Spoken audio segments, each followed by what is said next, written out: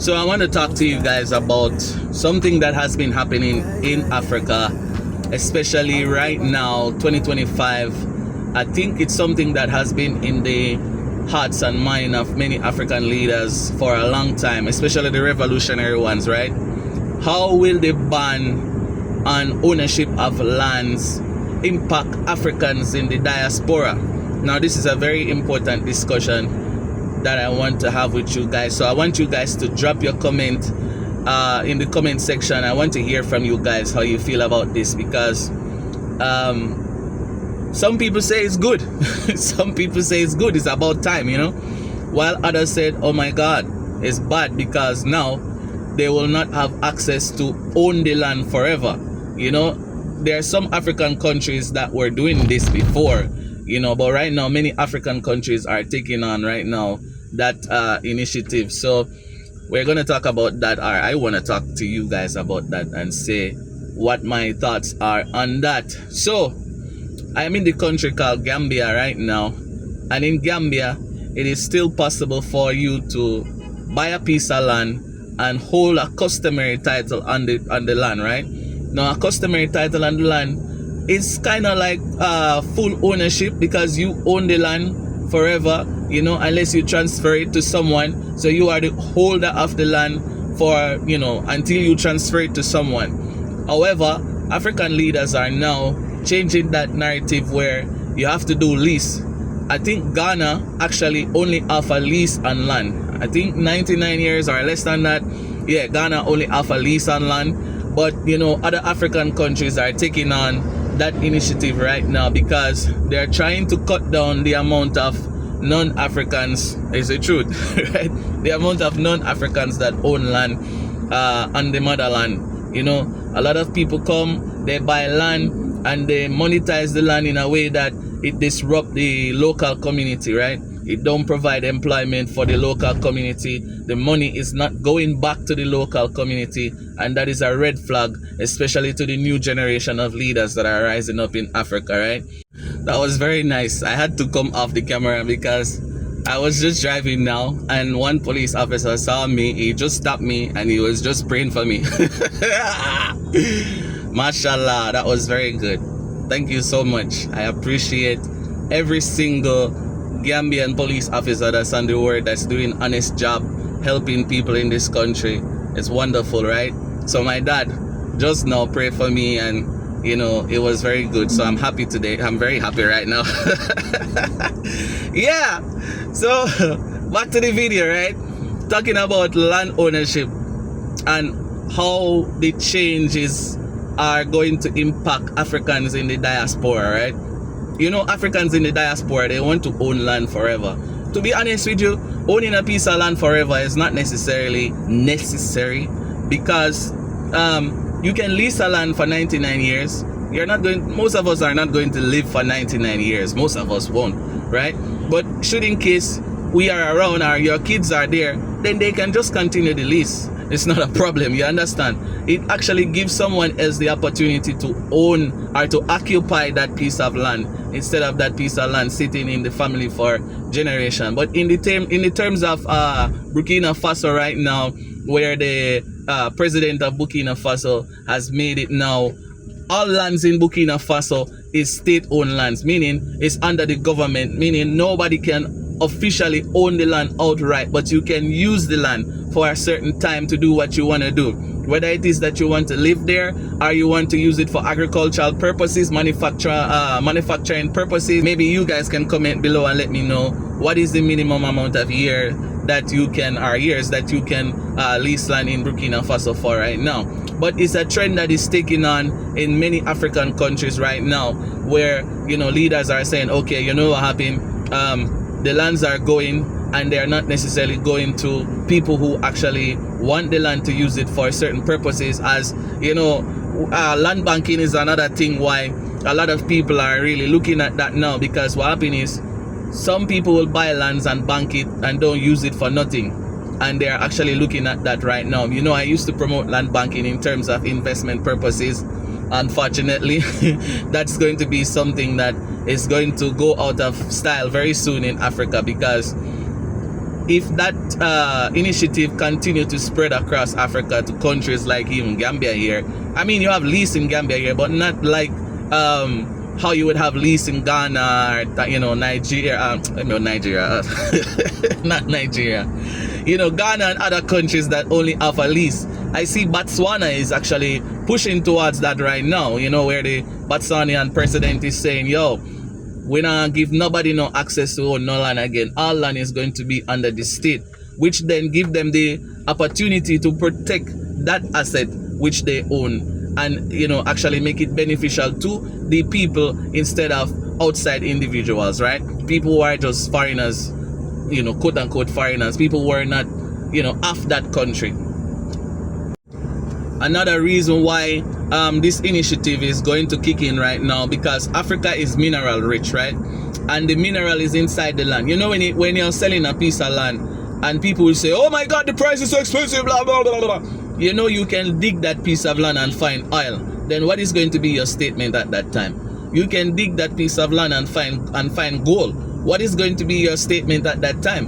What if you dig that piece of land and you find diamond? What is going to be your statement at that time? Owning a piece of land is more valuable than anything in this world. Yeah, but you don't know what you might find underneath the earth. There's water there, but what else is there?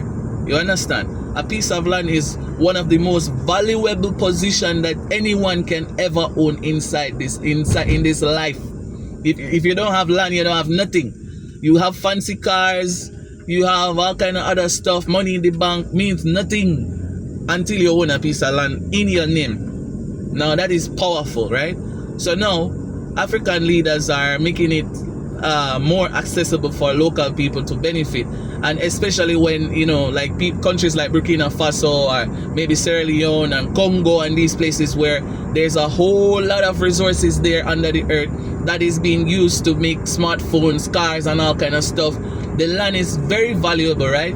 But if somebody can come in and get a license to go and mine a specific piece of land to get their minerals from it to send to another country to sell it for trillions while people are inside the country poor, this is why I believe the initiative is actually in effect right now, where they're saying, like for the case of Burkina Faso, they mine gold and other stuff. They're like, yo, you know what? Other people are coming inside this country, buying land and standing on ownership and say, I own this, so therefore I have the right to do whatever I want to do. The government is saying no more with that. If you're coming inside here, if you're even going to say that you want to mine gold or whatever you want to mine from the earth, it have to be regulated and passed by me, and I would be the one owning the land, and you do the mining, and then you give me a percentage of whatever, or you take a percentage of whatever was mined from that, and then you go your ways and I go mine. And that's how the business is going to be. So it's like Africa is taking control of all the natural resources that is found within the land, right? So when we were here up to 5 years ago, we used to talk about the importance of having a small piece of land for yourself, because you never know. And this might be a ripple effect that spread across the entire African continent, where African leaders might just decide, you know what happened? Nobody now go own no land outright. Right now, all lands is under the state, and it's like that. There's nothing that nobody can do about that, you see. And that time now, people will stop ask questions about if you can own land forever or whatever. Why? I mean, I don't want to own any land forever. No, my kids can inherit it from me, and if it's lease, they can renew the lease. It's not a problem for me. But I know the importance of generational wealth, to say, okay, this land has been in my family for the past 200, 500 years. It can be the same with lease also. So yeah, the governments, they're just protecting their natural resources, which I cannot blame them for, sir. In a way, I cannot blame them for that. No, because if I were them, I would do the same thing too, to be quite honest with you. You cannot sell all the lands, and even if you do sell the land, it should be able to transfer to someone else within a specific time frame, or at least it should be benefiting the economy whenever it's transferred to someone else, whether it's be a family member or somebody new. It should consistently be under the protection of the state or the government or the people. Yeah. So that is my take on it. Now, how does this affect the diaspora now? You know, the diaspora fall under the category of foreigners. Well, not diaspora in terms of people who were living in a native land and leave to go and live somewhere else, and then, you know, return after a number of years. I'm not talking about that diaspora. What, you know, now people call descendants diasporans, right?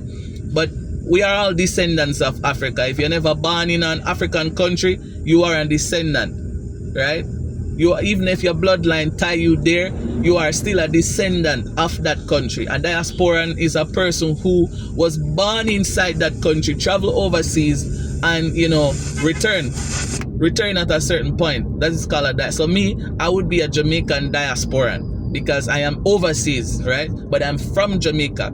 Yeah, but I am a descendant of Africa. My bloodline is tied to Ghana, Sierra Leone, Gambia, Senegal. Yes, but I am not a diaspora. I am just a descendant. So how does these things affect descendants and diasporans who want to claim lands to say, okay, this is my forefathers' land and stuff like that, right? I think maybe, I'm not sure about this law. Maybe somebody can comment and let me know. But I believe that through citizenship, one can achieve ownership depending on how the law is written. Like, for example, say that only citizens of the country can actually own a piece of land outright. So let's say you have blood relation to that specific region of Africa, and you go there, you settle there, but you are still a descendant, which puts you in the category of a diasporan. But then you find a husband or you find a wife, and then you get married, right? And after a while you get naturalized as a citizen of that country.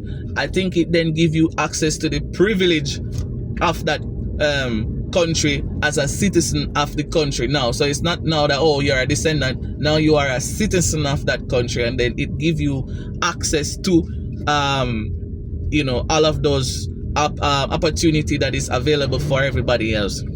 I don't know if I'm making sense or dollars here, but I would like to make dollars. Yeah, so it impacts the diaspora because most people in the diaspora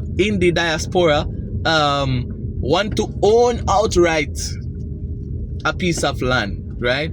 They want to own outright because then it makes them feel like, okay, you know, I am reclaiming what was stolen from me. You understand?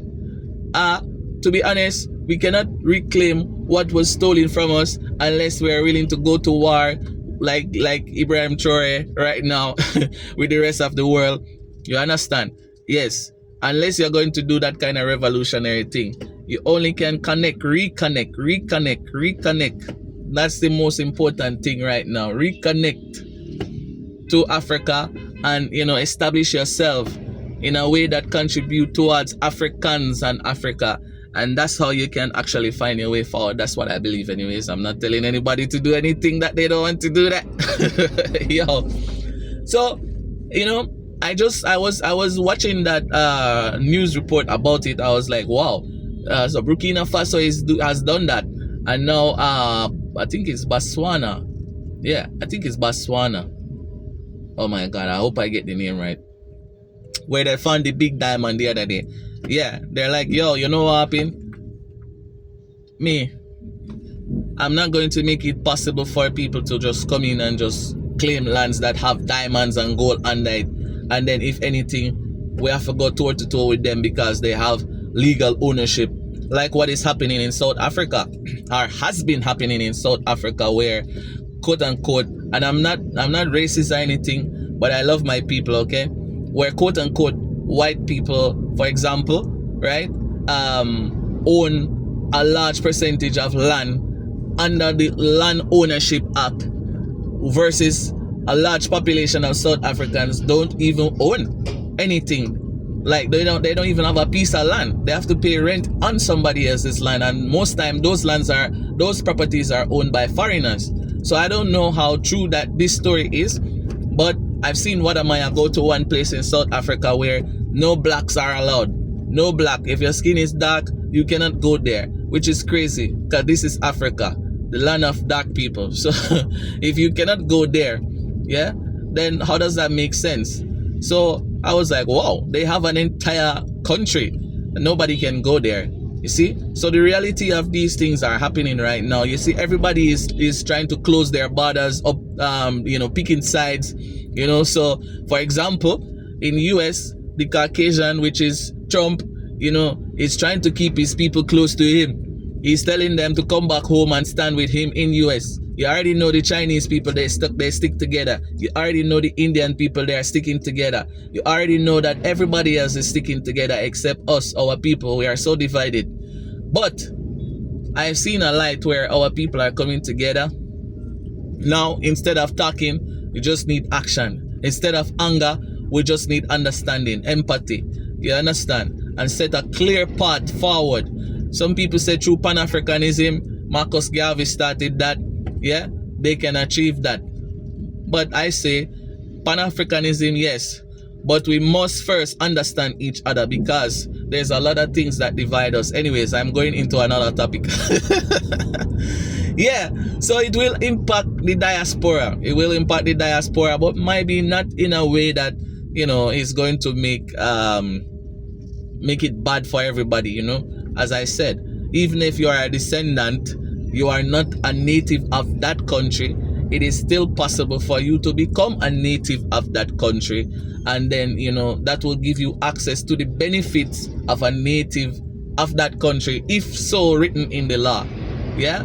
So, I look forward to hearing what you guys have to say about all of this. What do you guys think about what is happening now in Africa in terms of lands, and how else do you think it's going to impact Africans? I want to hear from you guys about this, and so we can have a discussion about that, because I know a lot of people still haven't purchased a piece of land in Africa as yet, and they're still thinking about it. Some have, some haven't as yet. So are you going to do that? Have you done that? Why did you do it? How do you feel about the changes that are happening in Africa right now? I look forward to reading your comments. Until the next video, I am out to go and check on my site where my sister is building her fence. So you guys stay tuned for more videos from us, okay? Love ya. Story of my life.